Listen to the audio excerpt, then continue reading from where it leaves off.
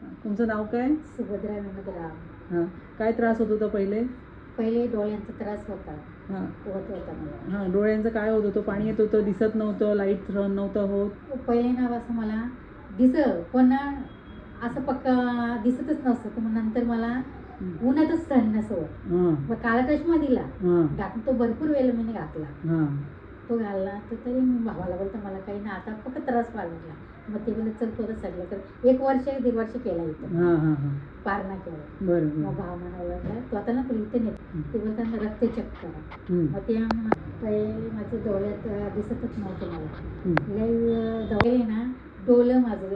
तर मग आमच्या भावाने मला तिथे नेला यामध्ये. डोळ्यांना काय त्रास होत होता? डोलं म्हणजे ना असं दुखायला लागेल माझं. तर बोलते काहीतरी डोळ्यांना त्रास होत असं त्यावेळी त्याने सांगितलं चष्मा. पाणी यायचं डोळ्यातून? म्हणजे दुखतच असं फक्त डोळे दुखायला लागलं माझं. असं पाणी बिनी काहीच नाही, दुखायला लागलं.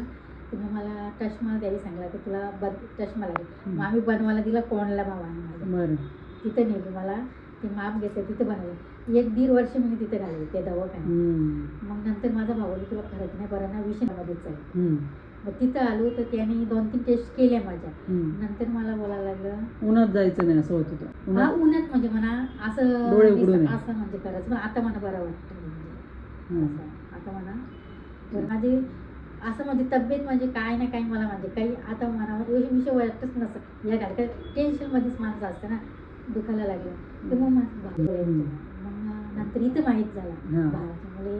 ते नवऱ्या बोलायला लागला तुम्ही नुसतं जिकडे तिकडे कशाला या करता. हे आमचे शेजारी पण आम्हाला माहीत नव्हतं. तर जवळ आम्ही इथलेच जातो ना माहीत नव्हतं. त्यावेळी आम्हाला सांगितलं. मग रक्तामध्ये निघालं हाडांचा त्रास आहे, अंगवाताचा त्रास आहे, त्याच्यामुळे डोळ्यांचं दुखणं सुरू होतं. ठीक आहे. आता आपल्याकडे आल्यानंतर तुम्हाला किती 1 महिन्याची औषधं झाली आहेत? आराम आहे? डोळ्या लाईटाकडे बघू शकतात? हां. आणि उन्हामध्ये सहन होतं आता लाईट? थोडा होतं. बरं. आणि हां, अंगाला खाज यायची की आता नाही नुसती घाम असा ना.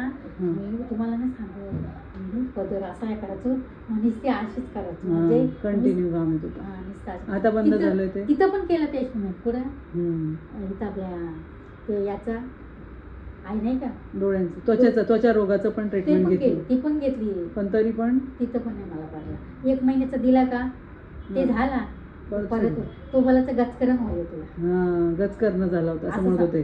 पण आता आपल्याकडे ट्रीटमेंट घेतली व्यवस्थित आहे. खाज येत नाही, घाम येत नाही. चांगली गोष्ट. चालेल, आराम करा आणि पथ्य पाळा. अंगवताची पथ्य पाळायचं आहे. ठीक आहे.